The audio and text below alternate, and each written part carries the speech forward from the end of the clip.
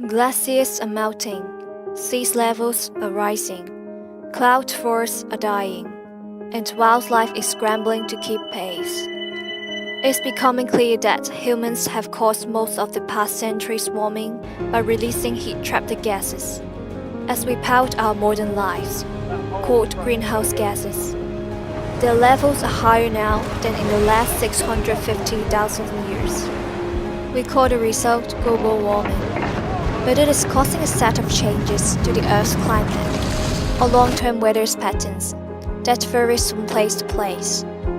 As the Earth spins each day, the news heats web with it, picking out moisture over the oceans, rising here, settling there. It is changing the rhythms of climate that all living things have come to rely upon. What will we do to slow this warming? How will we cope with the changes we have already set into motion? Well, we struggle to figure it all out. The face of the Earth as we know it, coast, forest, farms, and snow-capped mountains, hence in the balance. The global warming is the warming that happens when certain gases in the Earth's atmosphere trap the heat. These gases let in light but keep heat from escaping, like the glass walls of a greenhouse.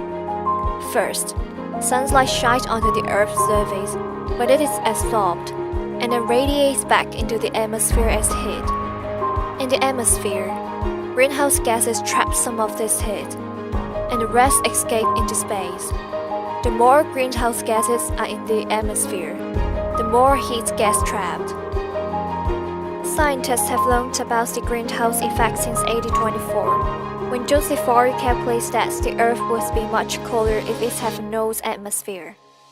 This greenhouse effect is what keeps the Earth's climate livable. Without it, the Earth's surface would be an average of about 60 degrees Fahrenheit colder.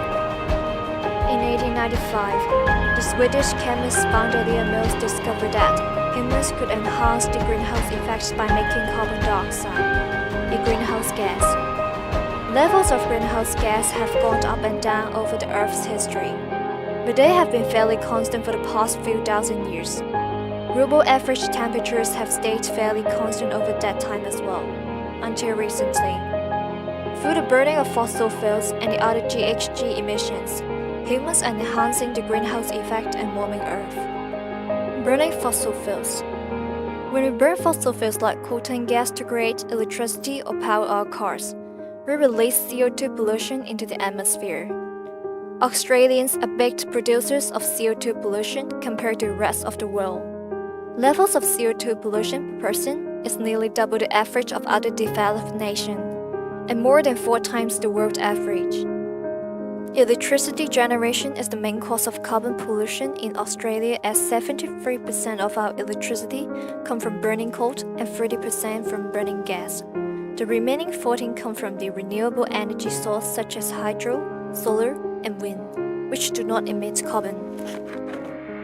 Reducing the amount of electricity generated from coal and gas and increasing the amount of electricity from clean, renewable energy sources like solar and wind mean less carbon pollution is emitted. This is one of the main ways we can address global warming. Deforestation.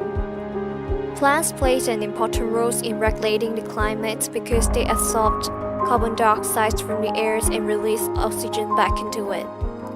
Forests and bushlands act as carbon sinks and are a valuable means of keeping global warming to 1.5 degrees Celsius. But humans clear vast areas of vegetation around the world from farming, urban, and infrastructure development, or to sell tree products such as timber and palm oil. When vegetation is removed or burned, the stored carbon is released back into the atmosphere as CO2, contributing to global warming. Up to 1/5 of global greenhouse gas pollution come from deforestation and forest degradation.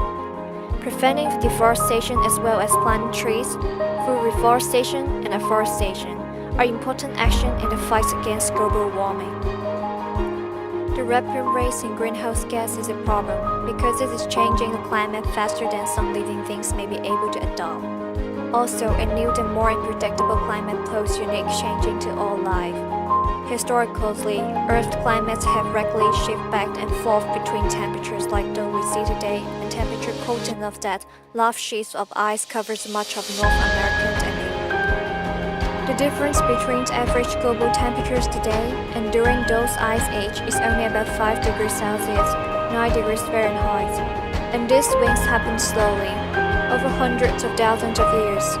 Now, with concentrations of greenhouse gas rising, Earth's remaining ice sheet, such as Greenland and Antarctica, are starting to melt too. The extra water could potentially raise sea level significantly.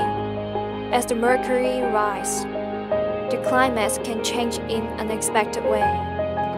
In addition to sea levels rising, weather can become more extreme. This means more intense major storms, more rain followed by longer and dry drought, a challenge of growing crops, change in the range in which plants and animals can live, and loss of water supplies that have historically come from glaciers.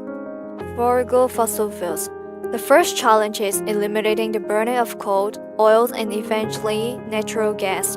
This is perhaps the most daunting challenge as denizens of richest nations literally eat, wear, work, play, and even sleep on the products made from such fossilized sunshine. And citizens of developing nations want and arguably deserve the same comforts, which are largely thanks to the energy stored in such fields. Oil is the lubricant of the global economy, hidden inside such ubiquitous items as plastic and coin, and fundamentals to the transportation of both consumers and goods. Coal is the substrate supplying roughly half of the electricity used in the US and nearly the much worldwide, a percentage that is likely to grow according to the International Energy Agency. There are no perfect solutions for reducing dependence on fossil fuels, but every piece counts.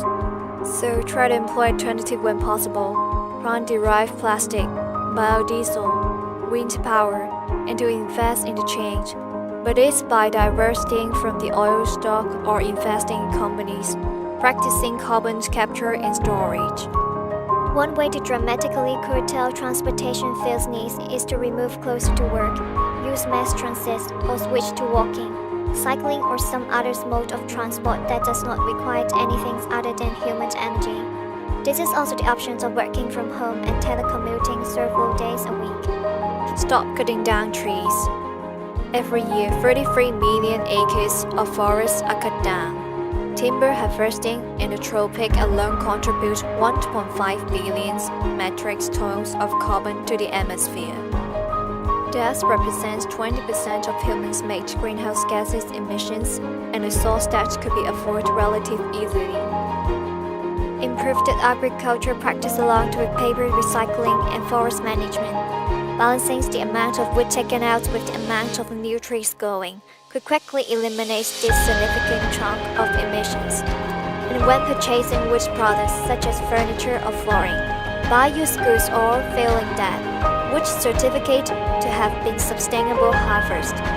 The Amazons and other forests are not just the lands of the earth, they may also be humanity's best short-term hope for limiting climate change.